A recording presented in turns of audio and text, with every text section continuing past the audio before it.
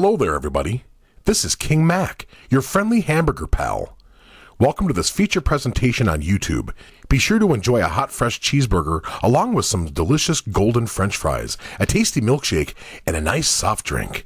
Thank you all for watching, and now sit back and relax and enjoy as Tony here brings you our feature presentation of TTBurger game reviews.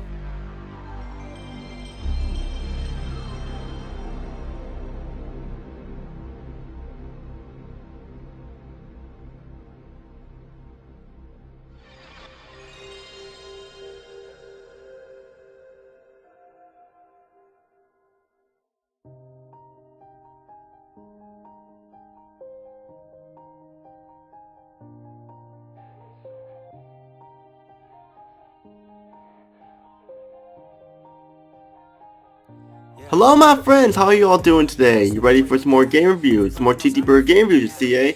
Well, you come to the right place because we have another game review right now. Episode 241, part 1 of 1. Actually, I have to take that back. This is an episode of TTBurger's Shockingly Bad Game Review, episode 241, part 1 of 1. And today let's talk about Men in Black. I'm sure everyone who grew up in the late 90s and the early 2000s that know about Men in Black. You had the movies, you had the TV series like Kids WB, and you had like the comic books and more. Men in Black is no stranger to the video games and the game world that you had like first-person shooters, you had action games and stuff, and more. I didn't really play that many Men in Black games stuff in my time. I played the Men in Black. I rented Men in Black the series, which was the first one shooter based on the TV show, and that was a decent game and stuff like that. But I also enjoyed the original Men in Black movies. One of my favorite movies of the late 90s, so definitely, especially with how it's probably my favorite one of her movies with Will Smith and Tommy Lee Jones in it for sure. But then Men in Black 2 came out, and I was not the biggest fan of that movie, and I wasn't a very big fan of the third movie either.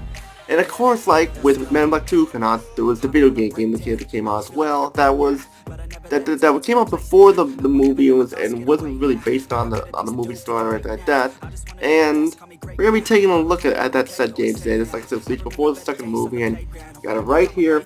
Men in Black 2, Alien Escape, first released to PlayStation 2 on June 28, 2002, and then April 8, 2003 for the Nintendo GameCube. Men in Black 2, Alien Escape is an awful game, one of the worst games I ever played. Yeah, like I said, I was not a fan of the movie, and it had a totally different plot than this game, but it was still better than this pile of burger garbage and stuff. This game could have been fun if it was an early 90s arcade game where you shoot up the aliens and the enemies to get a high score, not a PlayStation 2 game released in 2002 and stuff like that.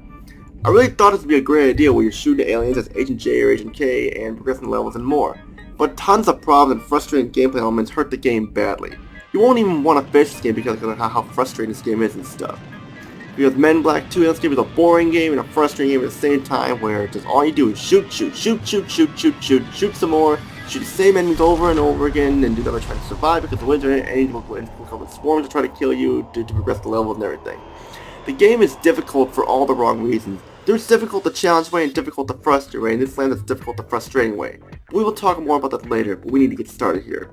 The story of Men in Black 2 Alien Escape starts off in the year 1972, where an alien prison vessel known as the V.S.S. Maximum Securitas is struck by a meteor traveling in space, loses control, and supposedly crashed into the sun. 30 years later, Agent J and Agent K are told by their boss about the ship crashing into the sun, but it turns out it did not crash into the sun at all. It crashed on Earth and landed in the water. When they got to the ship, they found out by now it's empty. The lights are on, but nobody was home. Agent J and Agent K realize that the aliens on the ship have escaped and are planning to blow up Earth, and they are born ready to stop them. The story is good, it has a Men in Black feel to it, which is probably the best part of the game. Presentation, ugly graphics, horrible graphics, awful fucking nightmarish graphics. This is one of the worst looking games I've ever seen on the PlayStation 2, even the GameCube port that came out a year later. The character models look like a bag of potatoes moving around, they're leaking in the pantry on the floor, and they smell awful. Agent J and Agent K look nothing like Will Smith and Tommy Lee Jones. And I know their games aren't that not gonna have this problem, but they at least could have tried to make them look better. The faces look all blurry and compressed, and the lip syncing is not very good. The alien creature models, they look detailed, but there's only 4 of them and they lack variety. It just looks boring seeing the same type of enemies over and over and over again. The backgrounds look good, like you got the fire and the weapon fights to get the job done. but the frame rate just cannot handle all that action. That's all I gotta say about there. Sound, terrible sound, awful sound. The music's just a bunch of 3-second loops that play over and over, and they're ear rape. It's like they're not even trying to make good music for the game. It's like, oh, let's keep looping this over and over. We got our music then. Voice acting is awful, some of the worst voice acting ever. Agent J and Agent K are also not voiced by Will Smith and Tommy Lee Jones. Worse, the replacement actors are awful. They sound nothing like the two actors at all, and they sound phoned in, trying way too hard to be funny, and ends up sounding pained in the process. Same with the other actors. They do not want to be here for the game, and I don't blame them. The weapon sound effects are okay, I guess, but nothing special. The gameplay of Men in Black 2 Alien Escape had the potential to be fun, but fell to the wayside badly. Like I mentioned earlier, you choose from Agent J or Agent K. Agent J is faster but has weak weapons, but Agent K is slower and has stronger weapons. I played Agent K because his weapons are stronger. I go for strength over speed and stuff. That's my motto. It does not matter who you play though, because the story levels stay the same no matter what. All different that like some of the cuts are a little different and stuff, and some of the dialogue's different. And the game is all shoot, shoot, shoot, and nothing else. Shooting the same enemies over and over until you can advance to the next level. You have unlimited ammo, so no worried about running out, which I'll admit they were generous there.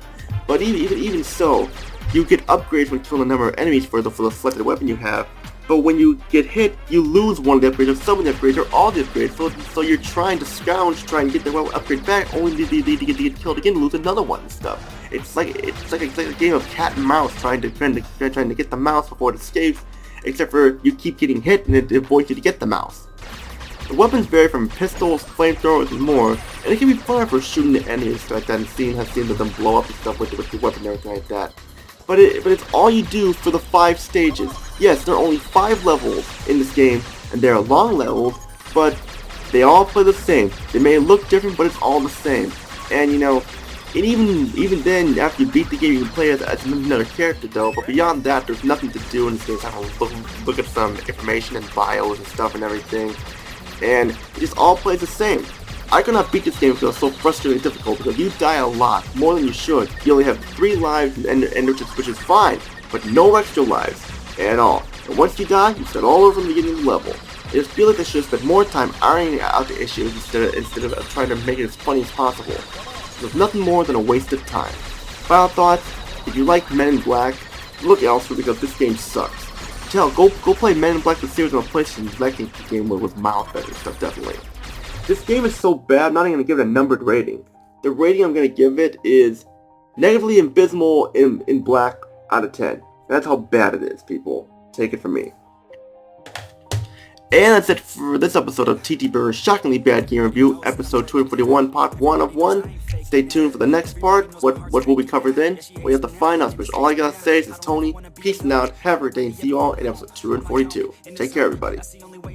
Feeling low, about to blow back up. Here I'll never let the doubt creep in. Gotta pop a couple more aspirin. I don't think I'll ever let you in.